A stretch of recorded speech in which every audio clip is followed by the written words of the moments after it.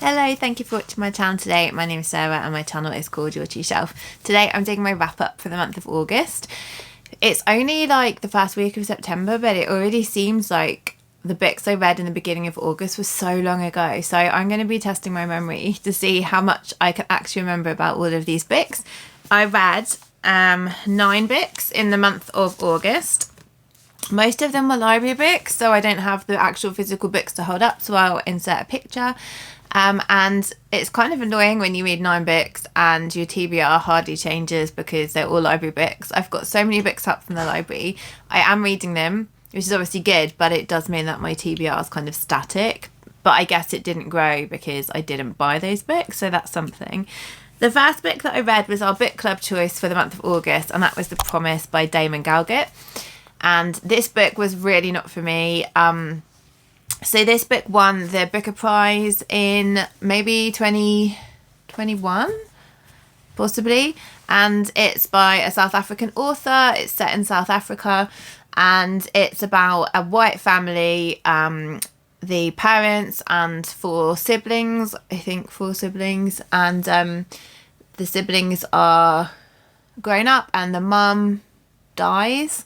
And it's basically about the dad sort of, before the mum dies, the dad promises that the black woman who has looked after the family all of her life and that she can have her house on the land, that she will be allowed to keep that house as her own, like legally own the house.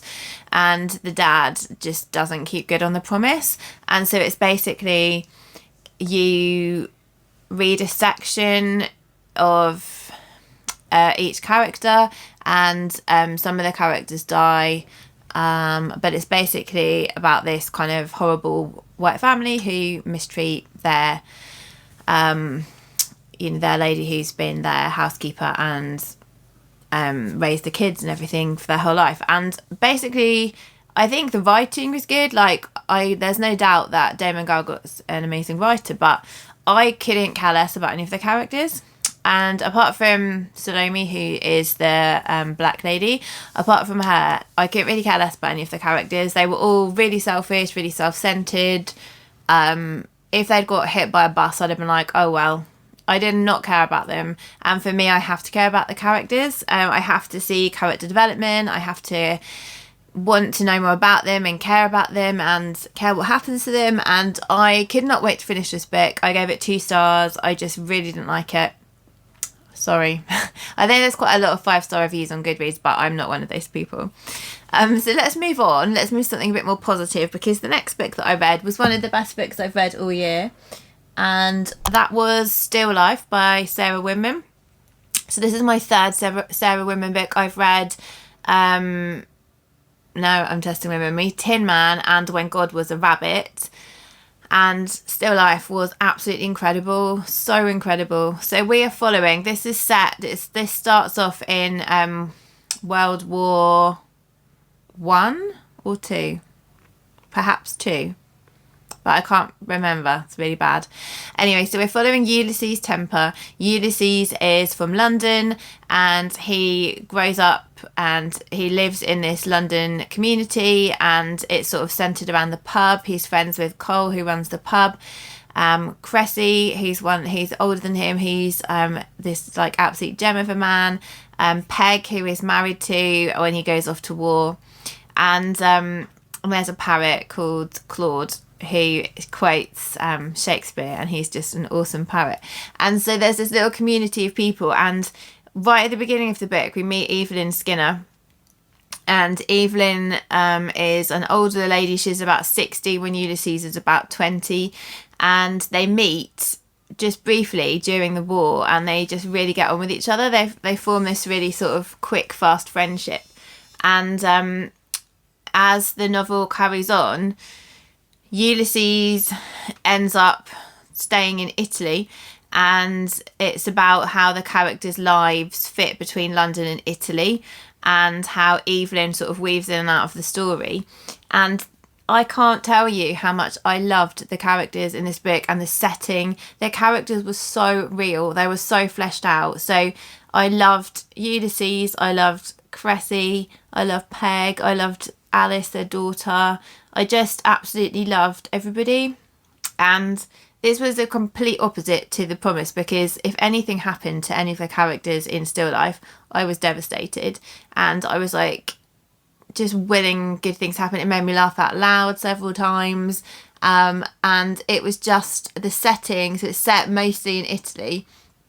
And I love Italy, and the setting was wonderful. They talked about the food and the wine and the art and the heat and the community. And I couldn't have been more drawn in if I tried. And I listened to it on Audible, and the narrator, I think actually Sarah Winman narrated it, and she was wonderful at narrating. She was so good. So I would massively recommend that book. It was just perfection. After that, I read something quite different. So I read We Need to Weaken the Mixture by Guy Martin. Guy Martin is a man who I've read, I think this is the 4th book of his I've read now. They're all non-fiction. And he used to race in the Isle of Man TT.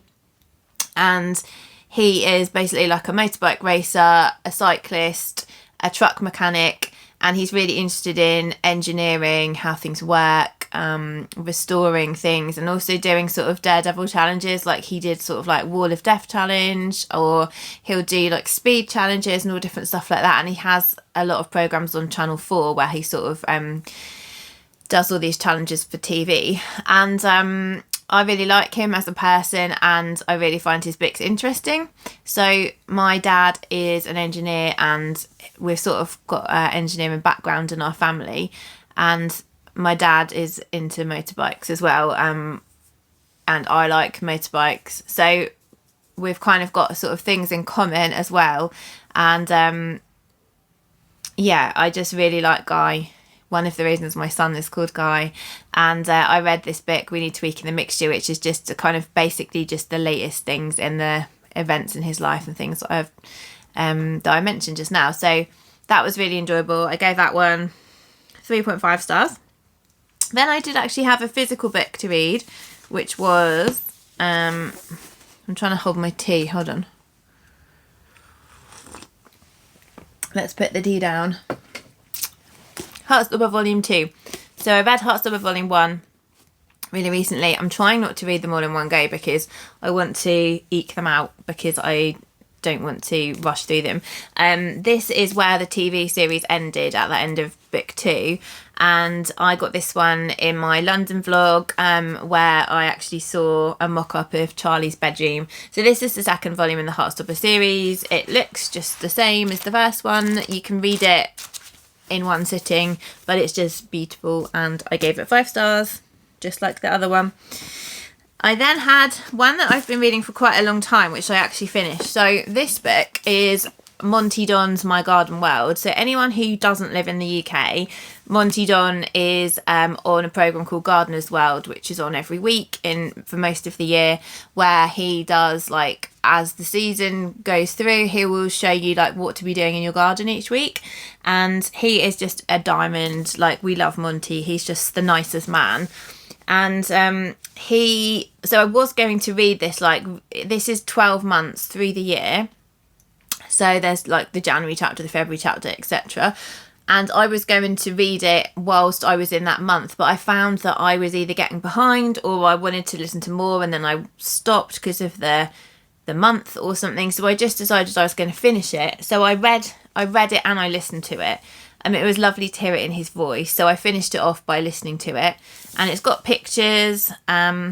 It's also got a chapter right at the end about Nigel, his dog, who died. Anyone who watches Gardener's World knows who Nigel is.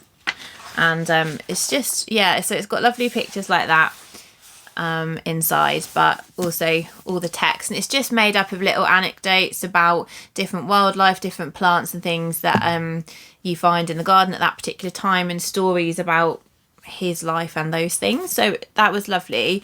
I gave that one 4.5 stars. Then I've got some books that I did mention in my Cornwall vlog. So if you want to hear more thoughts about those books, then please go ahead and watch my Cornwall vlog. The first one that I read whilst I was on holiday in Cornwall was The Paper and Heart Society by Lucy Powrie, which I'd had out the library for ages. This is a YA book, and it's about a girl called Tabby who is moving from somewhere in the south coast to Gloucestershire, I think, and she basically has been bullied by this girl. She's a runner, and there's another girl who's a runner who's been bullying her in person, and then now that she's moving away, she's cyberbullying her. So it's really affected Tabby's confidence. She kind of feels like she doesn't fit in anywhere, and she goes to move in with her gran whilst her parents are finalising the house sale and everything. She lives with her gran for a month in the summer, and while she's with her gran, then she goes to the library because her favourite book is The Bell Jar by Sylvia Plath. But she's accidentally left her copy at home. So she goes to the library to get the book. And then when she opens the book, she finds a flyer inside saying that we're starting a book society, a book club.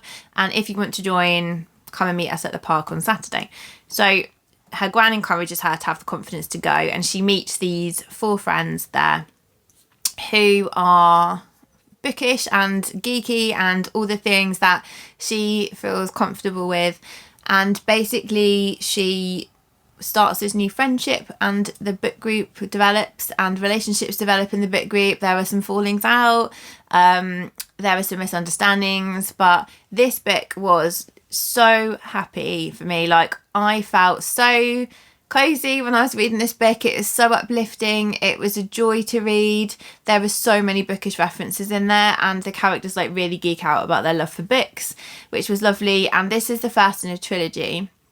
Lucy Powrie is a booktuber. She had a year out because she is neurodivergent, and she got her diagnosis, and it took her some time to kind of want to go back to booktube again, but she's just restarted her channel, and I'd really recommend watching it. So I will link I'll link her channel in the description box down below. But I thought it was a wonderful book, and for any youngsters as well as adults, I would really recommend it, and I gave it 4.5 stars. Then I read People Person by Candice Carty-Williams, which was the 3rd book I read by her. And this is really different to Queenie. I don't know why I always feel the need to say that, because it is a different book to Queenie. It's focusing on Dimple, who is a young woman who's been raised by her mum on her own. And Dimple has 4 other siblings, half siblings, so they've all got the same dad, Cyril, who's basically got all of their mums pregnant and left all the mums to raise their kids on their own. And one day Cyril decides that he's going to just pick all his kids up without explaining what he's doing and introduce them to each other. So they sort of meet for the first time, or properly all together for the first time. And then Dimple has an accident with her abusive boyfriend, and it looks like she's killed him. So she calls upon her siblings, and they all have to try and work together to work out what to do, and it sort of goes from there. I found this one was not as enjoyable as the previous ones. This was a 3.75 stars for me, because it was very readable. I wanted to keep going with it. Like, when I picked it up, it was really easy to get into it, really easy to get into the characters. The siblings are all quite different to each other, so it was easy to remember like which sibling was which and what they're doing and all of that kind of thing. But you had to suspend your belief quite a lot, and that's fine if it's a book that you know you're going into because it's magical realism or something like that, and you know you're going to be suspending your belief. But this is set in the real world, and I just didn't find quite a lot of it believable, and so that sort of detracted from the enjoyment for me. So yeah, 3.75 stars for that one. And then also, while I was in Cornwall, I started listening to The Bass Rock by Evie Wyld, and I finished the Audible of that when I was on the way home from Cornwall. So The Bass Rock is 3 different stories of 3 different women, all set in Scotland over different time periods. So the first one is a young girl who has been accused of being a witch, and the village want her to be burned to death, and 2 men want to save her, and they're going to be outcast in the community if they save her. So it's their story when they're kind of running away through the woods, and that's several hundred years ago. Then we've got Ruth, who is in the 1950s, and she's just been moved to this really big house in Scotland by her new husband. He has 2 boys and their mum died, and so she's got 2 stepsons now, and she's trying to work out how to be a mum, how to fit into this community. Her husband is quite an asshole and he works away a lot, so she's kind of left rattling around in this big house in a place where she doesn't know anyone. It's quite sort of ghostly and gothic and a little bit haunted. And then the last woman is Viv, and she's in modern day Scotland, and it turns out that Ruth, this isn't a big spoiler, Ruth was her grandma, and so we're learning about her story, and she's a bit of a mess really. Like she can't hold down a job, she's really unhealthy, she is just kind of, she doesn't have a clue where her life is going, she's a bit hopeless really, and she's sorting through the old house where her grandma lived after she's died. So it sort of ties all 3 stories together of the 3 different women through generations, and that's really good. Like each story is really enjoyable. I wouldn't say enjoyable is always the right word to use. Each story is gripping and you want to know what's happening. I think Ruth's story was my favourite, the one in the 1950s. And it's very gothic and dark, and I think it would be a really good sort of autumn winter type read, and I really enjoyed it. And that one was a 4.5, I think. Yeah, 4.5 stars for me as well. And then the last one, I haven't really got much to say. It was just it was a children's book called War is Over by David Almond, and I got this for my kids to read, and I think there's a little bit too much writing in it for them, and they sort of didn't really hold their interest, so I read it instead. It's about a boy whose mum works in a munitions factory in the Second World War, and it's basically about a conscientious objector who is obviously vilified and given like white feathers and treated like crap by all the people who live there, and he's trying to explain to our main character, who is a child, that and his classmates, that the children who they've told they're at war with in Germany, they're just children just like them. The children aren't at war with each other, and we shouldn't be fighting in this war. And our main character sort of trying to decide, like, what does he think about that? Like, is there another boy who's just the same as him, who's being told that he's at war with him, and his dad's at war, so he's kind of just trying to figure out like what he thinks and everything. So it was a nice story, but it hasn't really stuck with me, and I only finished it probably like 10 days ago, and I can't really remember much about it, so that was a 3-star for me. So that was like a really quick rundown of all the books that I read in the month of August. Tell me like what your favourite books were that you read in August, and whether you have read any of those books. If you have, it would be nice to hear what your thoughts were about them.